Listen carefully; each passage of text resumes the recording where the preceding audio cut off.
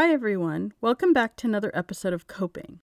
And in today's episode, we continue our discussion of calling and specifically talking about work and the ways that we view it. Yeah, that's right. We all know work is a central part of our lives. We spend a lot of our days, a lot of our weeks and months working. But not everybody sees work the same way. Some people view it just as a paycheck, living that survival job. Others see it as a career. They want to climb that career ladder. And for some, it's more of a vocation or a calling. Yeah, that's right. And this is very important to figure out the way that you view your work in order to figure out where you actually want to go with your calling. Exactly. We get a lot of meaning and fulfillment in what we do, so it's important that we clarify how do we view our work. Let's get started.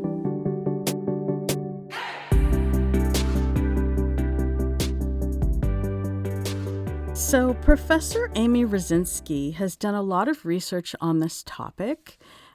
She interviewed quite a few folks on this topic, and she describes three primary ways in which people view work. They either view work as a job, that is the paycheck, the money-earning job, as a career, which is where you can climb up the ladder, advance. The third way of viewing work is a calling, which points more to meaningful work and fulfilling work. I really love this framework because it helps make a lot of sense out of what leads us to find work, to be able to live, but also why we stay in the jobs that we do. It's all about that mindset, how we view our job. And for those that view a job as something you do for a paycheck, it's about making ends meet. And many of us have been in that situation, are in that situation now. There's many of us like that, right, Kathy? Yeah, exactly. There's nothing wrong with that. And as we look through the years as to how people viewed their work, for many years it was just that. Mm-hmm. It was the 9 to 5, the steady flow of income, and you worked for one or two jobs your entire lifetime.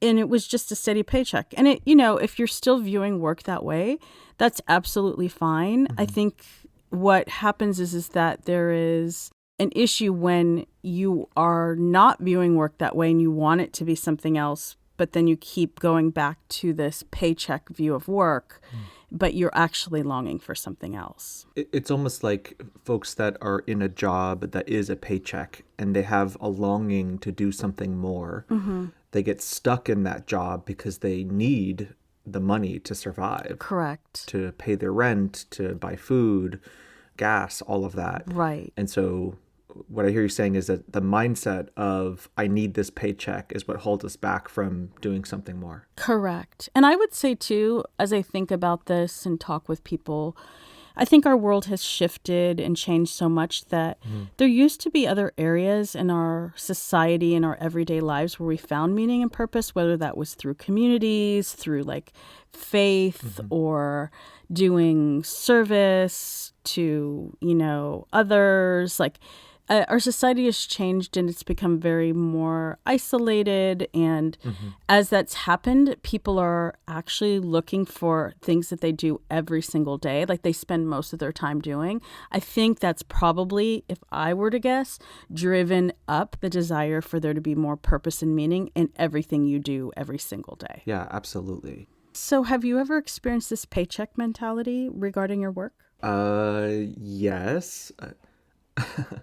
Yeah, I think the time where this was the strongest for me was when I had just moved to Los Angeles to pursue my acting career and was recognizing that I couldn't live off of auditioning, that wasn't paying any money, and needed to figure out how to make ends meet. So I got a job at a pizza parlor in West Hollywood and worked there and recognized that steady flow of income was really nice. And I was able to afford rent and groceries, but then I was stuck just working and making money and then trying to figure out how I was going to balance that with trying to build more of an acting career. And it was just like you said, a mindset of like, I need this and I have to keep doing this. And it becomes a priority that starts to interfere with the goals that I have in my life.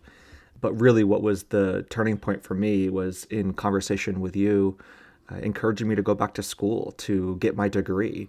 And what that did was help me to move out of the paycheck being the thing that's going to help me to move forward, and recognize that for me, education was that step up and was that pathway forward. I think what's most important with this conversation is to identify what your mindset is. If you are viewing your job as a paycheck type job, and that's what you want for your life. What I see, like I said, is the conflict between not wanting to have a survival mindset and a survival life, wanting a meaningful life, but continuing to settle for survival jobs. Right. And that's what we talk about in Brill Burnett's Designing Your Life book, is this conflict between work view and life view. So it's just really important to identify where you are and what you want. And, I think the other part of this to mention is that when your view of your work is your paycheck, the center of your focus is money. And money can come and go. It can increase, it can decrease, but it's not really the thing that gives us a sense of meaning and purpose and identity. If anything, it can give us a false sense of identity, false sense of security. And that's really the trouble, right? Is that when we have a paycheck coming in and that remains the center of our focus, we are focusing on that, not on the people, the places, the projects that we care about, and the gifts that we have. Yep. And so that leads us to our second mindset, which is viewing our work in the world as a career, wanting to, move up the ladder, to advance, to be constantly looking for the next vocational goal to meet. Exactly. This one resonates with me a lot. A career is about that advancement, the success, making progress over time. Those of us that fit into a category like this often set long-term goals and work hard to move up in their field and, try to get certification in that field, whatever it might be. I resonate with this because I always like having a goal. I always like striving for the next thing and to improve upon what I've already done, and always to be having that forward motion. In what way does this resonate with you, Kathy? Do you find that career advancement is something that you've ever sought in your life? For me personally, I would say on the front end of my vocation and calling, it was important to set up my education. So I've advanced pretty far along in education with higher degrees. I have a master's in English education, and that was important for me to get early on before I actually started my career. And that was actually what jump-started my ability to get a career, because as the story goes, I had a bachelor's degree just in English, and the principal at the school was going to hire me, said, you need to go back and get education so that we could actually hire you in this teaching job. So that's how it all started for me. I went back and got that degree to be able to secure that first stable job that I had for myself.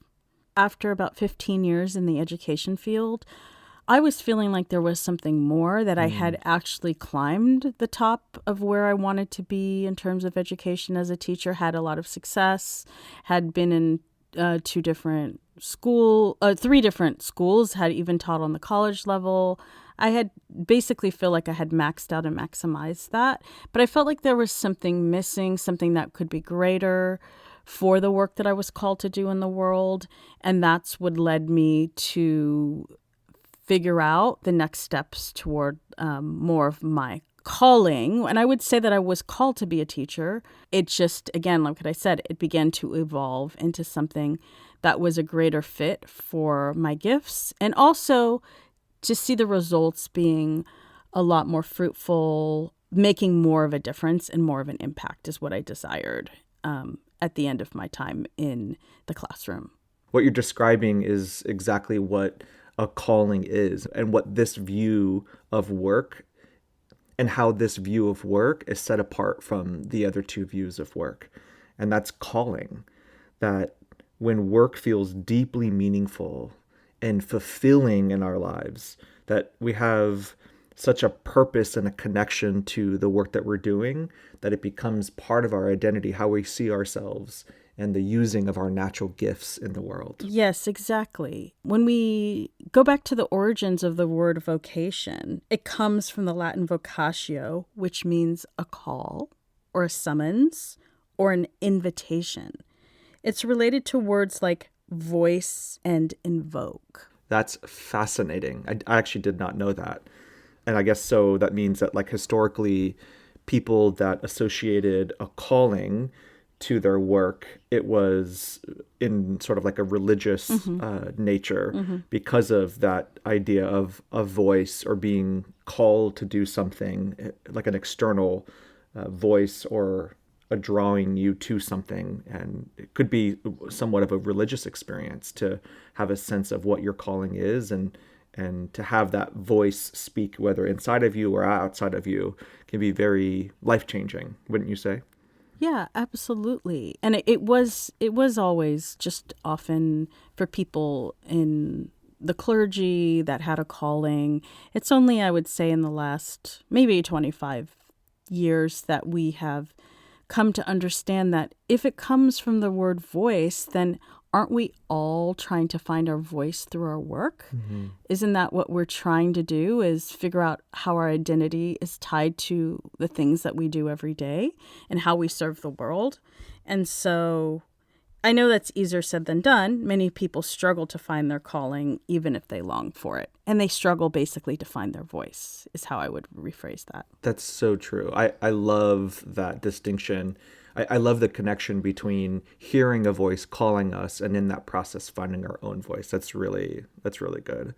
But I wonder, like, as a life coach, how can someone begin to discover their vocation and to find their voice, to know what their calling is? How do you help people discover that?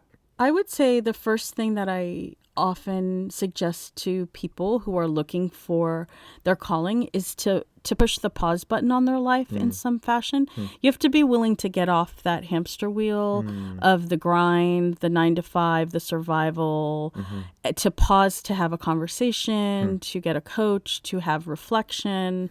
You have to be willing to just stop what you're actually doing, to listen. I know in our last podcast on calling, we use Parker Palmer, and what he says, remember, is that you have to listen to what your life is telling you. So the only way we can do that is if we have some space, some margin, some breathing room. That would be the first thing I would say. If you're willing to push the pause button, to stop, to listen to yourself, and to look at the clues of your life, then you might be ready to search for your calling.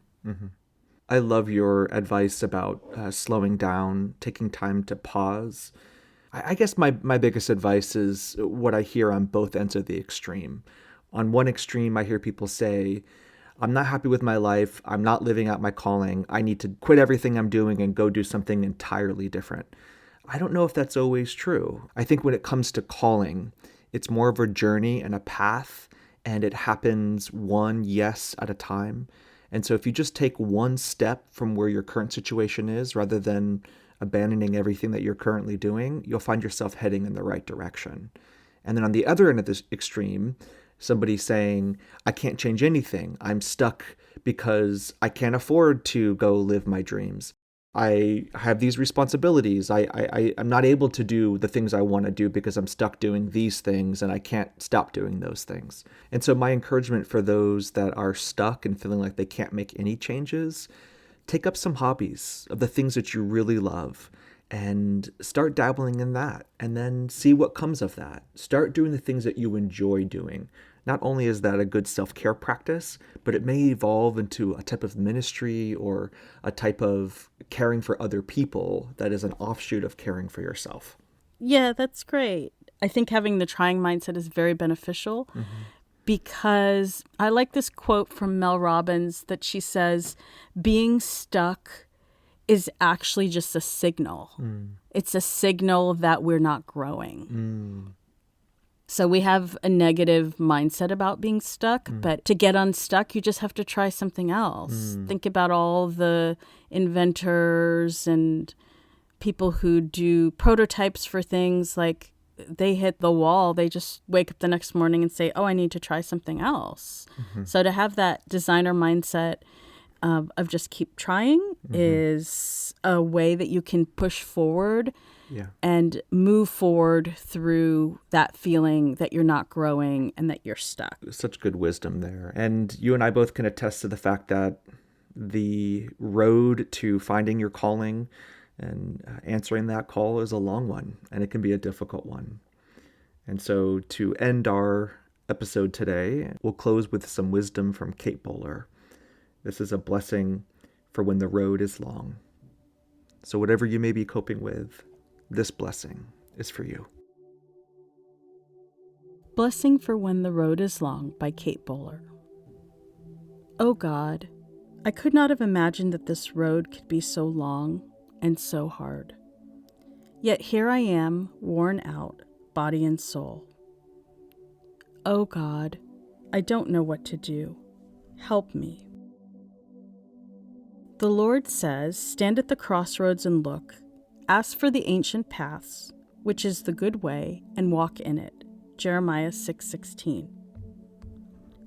Blessed are we, the weak, who must set aside what we are carrying and begin to feel only the weight of our own being. It is enough for now. O God, blessed are we who cannot go on, but stand and look and ask, which is the good way to walk in. Blessed are we who listen for the voice that is both thunder and softest rain, that warms and quickens. Blessed are we at the point of utter stillness that becomes an empty space for that voice to echo and build and resound until it becomes a place to rest and receive and to be made whole. And how blessed we are who are astonished to find that God's strength begins at the very point when ours stops.